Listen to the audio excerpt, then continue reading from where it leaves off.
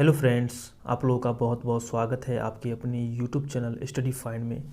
मैं हूं आपके साथ अमरजीत कुमार। दोस्तों, आज हम लोग देखने वाले हैं जो आपका बिहार पुलिस कांस्टेबल 2021 का एग्ज़ाम 14 मार्च और 21 मार्च को होने वाला है, उसके top most important current affairs के बारे में आज हम लोग देखेंगे इस वीडियो में। तो आइए शुरू करते हैं। और शुरू करने से पहले मैं आपको ये नहीं कहूँगा कि आप हमारे चैनल को सब्सक्राइब कर लीजिए। अगर आपको हमारा कंटेंट अच्छा लगता है तो ही हमारे चैनल को सब्सक्राइब कीजिएगा, अन्यथा मत कीजिएगा। तो आइए शुरू करते हैं आज का क्लास। तो क्वेश्चन नंबर पहला देखिएगा क्या कहता है। क्वेश्चन नंबर पहला क्या कह रहा है दोस्तों, आप गौर कीजिएगा क्या कहे। केंद्रीय उत्पाद शुल्क दिवस कब मनाया जाता है? केंद्रीय उत्पाद शुल्क दिवस, सेंट्रल एक्साइज डे, कब मनाया जाता है? तो इसका राइट आंसर होगा ऑप्शन नंबर ए, 24 फरवरी को केंद्रीय उत्पाद शुल्क दिवस मनाया जाता है। अब ये क्यों मनाया जाता है उसका व्याख्या अभी मैं आप लोग को बताता हूँ। तो दोस्तों, केंद्रीय उत्पाद शुल्क दिवस जो है 24 फरवरी 1944 को लागू किए गए केंद्रीय उत्पाद शुल्क और नमक अधिनियम को मानने के लिए हर साल जो है 24 फरवरी को केंद्रीय उत्पाद शुल्क दिवस के रूप में मनाया जाता है। अब चलते हैं क्वेश्चन नंबर नेक्स्ट। देखिए दोस्तों, फिर उसी प्रकार का यह भी क्वेश्चन है। क्या कह रहा है क्वेश्चन में, केंद्रीय उत्पाद शुल्क दिवस के बारे में कौन सा कथन सत्य है? तो दोस्तों, इसका जो राइट आंसर होगा, इसका राइट आंसर क्या होगा दोस्तों, यह केंद्रीय अप्रत्यक्ष कर और सीमा शुल्क बोर्ड के योगदान का सम्मान करता है और यह केंद्रीय उत्पाद शुल्क और नमक अधिनियम 1944 को मानने के लिए जाना जाता है। तो दोस्तों, इसका राइट आंसर होगा ऑप्शन नंबर सी, 1 और 2 दोनों। ठीक है, आइए चलते हैं नेक्स्ट क्वेश्चन की तरफ। और दोस्तों, मैं थोड़ा इसका व्याख्या कर दूं। इसका जो व्याख्या किया गया है वो क्या है दोस्तों, तो केंद्रीय उत्पाद शुल्क और नमक अधिनियम 1944 की वर्षगांठ को चिन्हित करने और सीबीआईसी के योगदान का सम्मान करने के लिए हर साल 24 फरवरी को केंद्रीय उत्पाद शुल्क दिवस के रूप में मनाया जाता है। आइए चलते हैं क्वेश्चन नेक्स्ट की तरफ। क्या कह रहा है दोस्तों, निरस्त्रीकरण कॉन्फ्रेंस, निरस्त्रीकरण कॉन्फ्रेंस, कॉन्फ्रेंस ऑफ डिसर्मनेंट की स्थापना किस वर्ष की गई थी?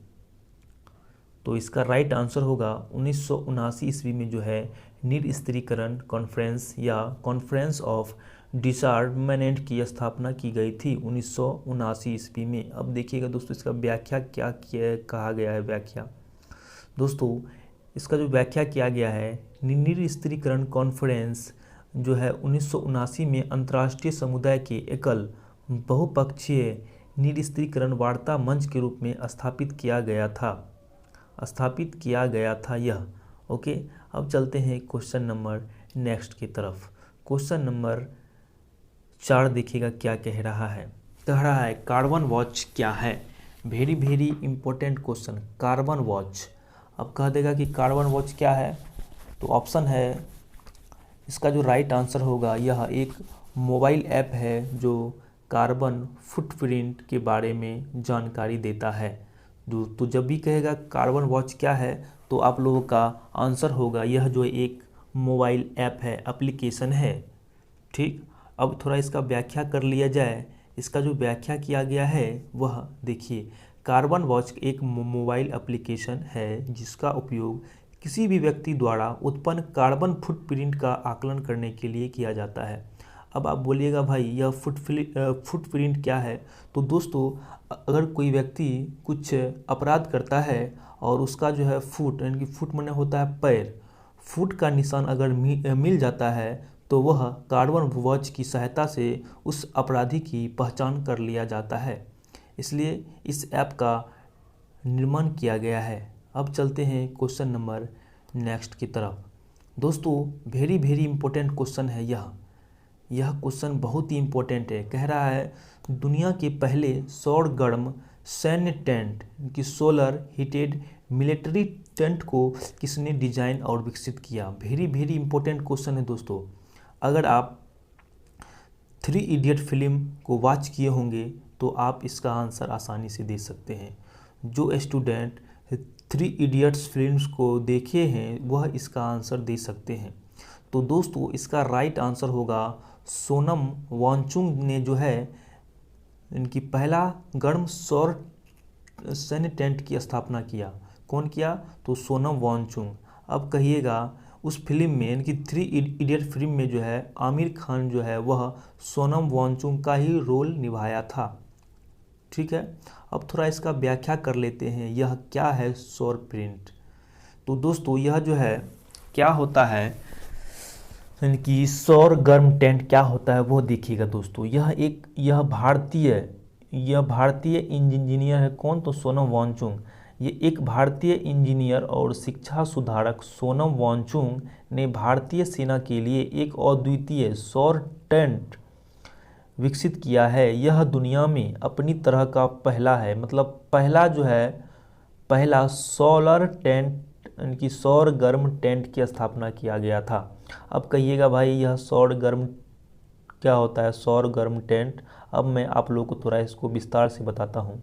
दोस्तों जब इनकी ठंडे क्षेत्र में हमारे जब सैनिक वहाँ रहते हैं तो वहाँ जो है उस टाइम मतलब हमारे सैनिक को जो है बहुत ही ठंड लगते हैं। ठीक है, और यह जो है सैन्य टेंट, इससे फ़ायदा ये होता है कि अगर सैनिक उस टेंट के अंदर रहेंगे तो उसको जो है अंदर में गर्मी लगेगा और जब वे बाहर निकलेंगे तो बाहर में ठंडी लगेगा। यानी कि उस टेंट के अंदर का तापमान जो है वह बाहर के तापमान से 15 डिग्री सेल्सियस अधिक रहेगा। तो यह हमारे भारत के लिए बहुत ही बड़ी उपलब्धि है। ओके, आइए एक और क्वेश्चन करते हैं इसी पर आधारित। देखिए दोस्तों क्या कहा गया है क्वेश्चन में, कह रहा है सोनम वांगचुक द्वारा डिजाइन किए गए भारतीय सेना के लिए सौर टेंट के बारे में सही कथन क्या है। तो इसका राइट आंसर होगा यह जो है टेंट के सामने के छोर को ग्रीन हाउस सेक्शन कहा जाता है। टेंट के सामने के छोर को ग्रीन हाउस सेक्शन कहा जाता है और साथ ही साथ शयन कक्ष को टेंट के उत्तर की ओर रखा जाता है। इसमें उत्तर नहीं होगा, इसलिए ऑप्शन एक ही सही होगा। अगर आपको कह दे, अगर आपको यहाँ पे बोलता कि उत्तर, तो उसके बाद यह जो है सही होता है, इसलिए ऑप्शन ए ही सही है। ऑप्शन एक इसका राइट आंसर है। अब चलते हैं थोड़ा इसका जो है विश्लेषण कर लेते हैं।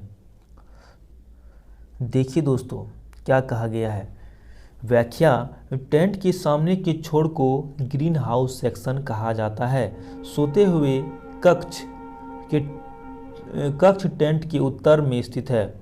हमने अभी आपको बताया था वहाँ पे उत्तर होगा। ठीक है, उत्तर में स्थित है। यह इंसुलेटेड बैग के से घिरा हुआ है, जैसे कि स्लीपिंग बैग्स में होता है। मतलब कहने का मतलब हुआ उस टेंट के अंदर जो है गर्मी लगेगा हमारे सैनिक को, और जब वे बाहर निकलेंगे तो बाहर में तो काफ़ी ठंड होगा। यानी कि ठंड से बचाने के लिए वह जो है इस टेंट का आविष्कार किया है। आइए चलते हैं नेक्स्ट क्वेश्चन की तरफ। दोस्तों वेरी इंपॉर्टेंट क्वेश्चन है। हमारे इनकी केंद्रीय पर्यावरण मंत्री जो है पर्यावरण मंत्री प्रकाश जावड़ेकर ने जलवायु परिवर्तन पर यूएनएससी की डिबेट में पहली बार किस भाषा का प्रयोग किया, मतलब इस्तेमाल किया। तो इसका राइट आंसर होगा ऑप्शन नंबर एक, इनकी संस्कृत भाषा का जो है हमारे केंद्रीय पर्यावरण मंत्री जो है कहाँ पे प्रयोग किया, तो यूएनएससी में। अब कहिएगा भाई यूएनएससी क्या होता है, तो थोड़ा इसका विश्लेषण भी जान लीजिए। जब भी कहेगा यूएनएससी तो इसका फुल फॉर्म होगा यूनाइटेड नेशन सेक्रेटरी काउंसिलिंग, यानी कि अंतर्राष्ट्रीय सुरक्षा परिषद। क्या होता है? संयुक्त अंतर्राष्ट्रीय सुरक्षा परिषद होता है इसका राइट आंसर। अब थोड़ा इसका व्याख्या कर लेते हैं। तो इसका उत्तर क्या होगा, तो इसका उत्तर होगा संस्कृत होगा। हमने अभी आपको बता दिया। अब थोड़ा इसका विश्लेषण जान लीजिए दोस्तों। इसका जो व्याख्या किया गया है वो कैसे किया गया है वो देख लीजिए।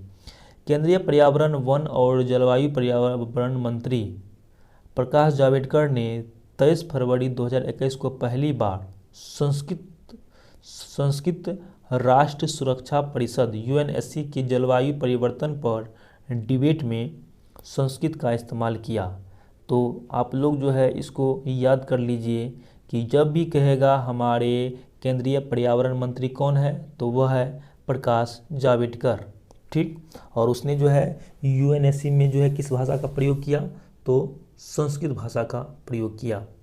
ओके, अब चलते हैं क्वेश्चन नंबर 8वां की तरफ। क्या कहा गया है दोस्तों, किस देश में H5N8 वायरस का पहला मामला सामने आया? तो इसका राइट आंसर होगा रूस। रूस में जो है पहली बार H5N8 नामक वायरस का पहला मामला जो है वह सामने आया। कहाँ पे? तो रूस में। अब इसका थोड़ा व्याख्या कर लिया जाए।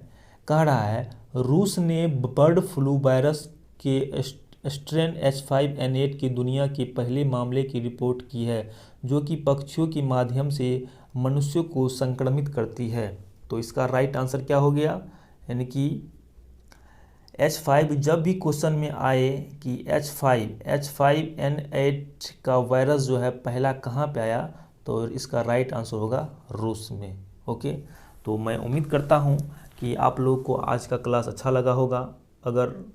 अगर आप हमारे इस कंटेंट को पसंद करते हैं तो अच्छी बात है। बाय, फिर मिलते हैं अगले वीडियो में।